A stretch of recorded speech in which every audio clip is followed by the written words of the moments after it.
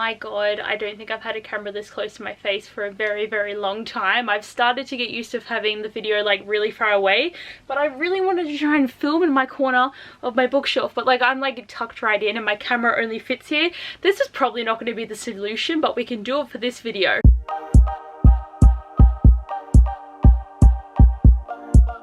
So guys, today is a 7 on Sunday video. I'm actually filming it at the time I should be filming it, and because it's my weekend off this week, I'm attempting to get this uploaded on time. But I'm really excited because today we're going to be talking about books that we love with tropes that we hate, because obviously there is a lot of tropes out there that are very annoying and definitely get overused, and it's so annoying to have to deal with it when it's one of our favorite books ever and you have to just begrudgingly sit through this trope that is so annoying.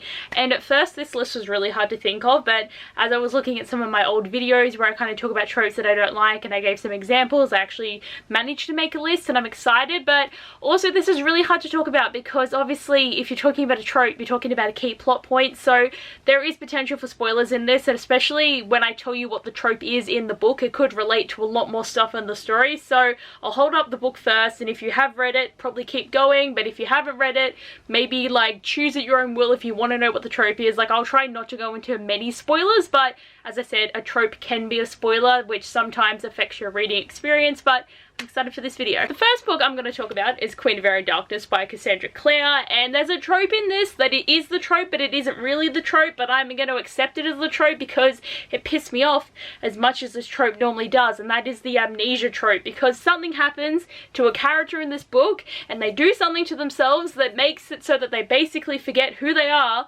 And I was mad. Like I was mad the whole time reading it, and it was not a good addition to the story. I don't think it helped at all, and I was just very annoyed with the whole situation because I was just reading it and it was just pushing everything backwards. It was not helping at all, and I know it was used for the angst factor, but like I didn't need that in my life. It's taken me 3 years to get to this book and I did not need to read that, but I'm also very impressed that I was never actually like spoiled for this at all in the slightest. But like it was a whole roller coaster of emotions for me and I was just not a fan. Next we are going to talk about ACOMAF by Sarah J Maas, and I'm so excited to be holding my copy again. Like I still feel nostalgic for these old edition paperbacks, and these are the copies that all of my books are in except for Court of Silver Flames, which is not in the frame, but it's in the new version, but at least its height matches Crescent City and like the next book's coming out and I'm really excited. But basically the trope in this is when like the main couple gets ripped apart, or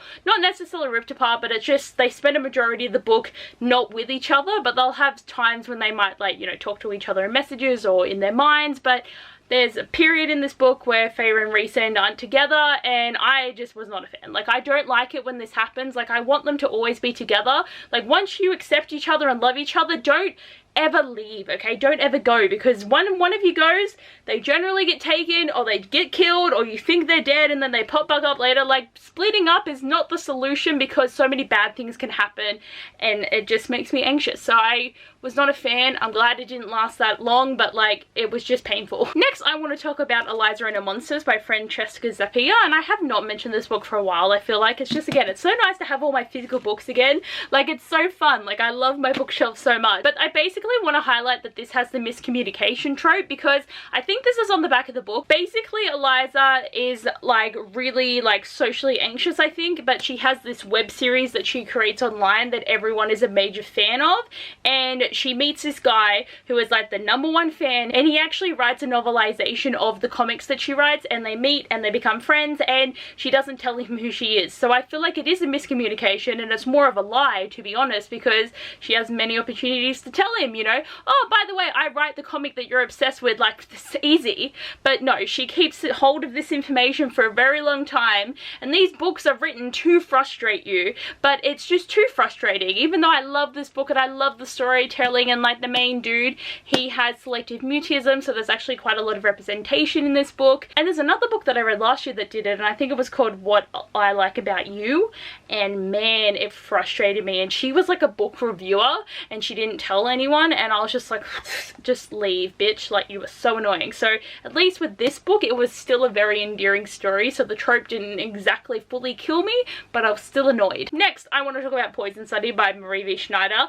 I don't know if this is actually a trope, but when books have a really massive age difference between the main couple, it makes me cringe so bad, because Yelena is 19 and Valak is 33, and I just know, like, that is a 14-year age gap, and it's fine. Like, it's fine. Obviously, when people do this in real life, it's fine. You do you.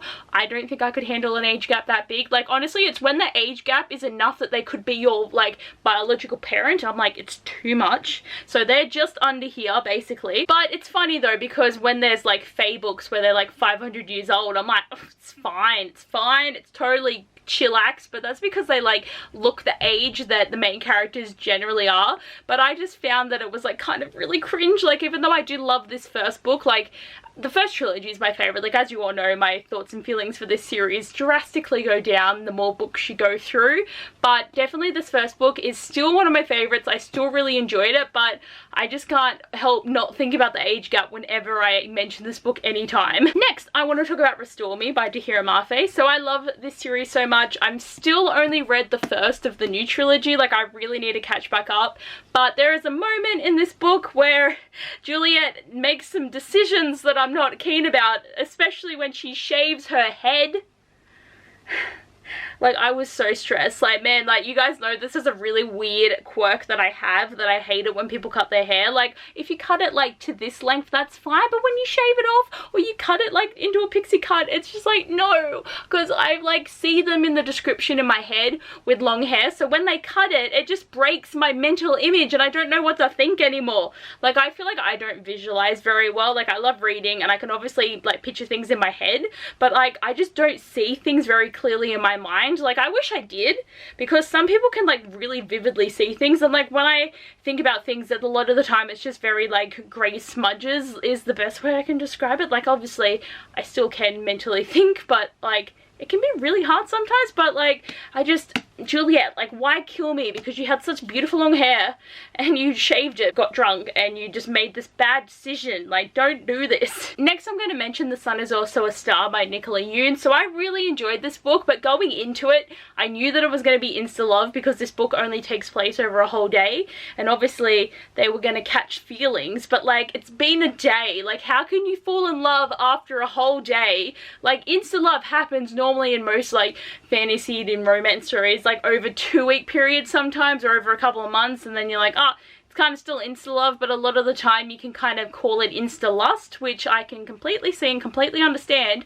But this book really delved into the, you're not allowed to leave because I'm in love with you after 2 seconds. Like, it was bad, but I also did, again, find this book to be so endearing, and I did like the love story, even though it was insta-love. But I really enjoyed this. I had so much fun with it, and I just highly recommend this book. It's just a great ride. Bringing it in with another Cassandra Clare, but she just has a lot of tropes that I hate and books that I love. But I have to highlight the love triangle. That is the absolute best thing I've ever read in my whole entire life, because they all love each other so much, and I wouldn't have even been shocked if they all ended up together. Like, I don't think it was the right time for it, and thankfully she's been able to write a relationship like that in a later series, which is so like great.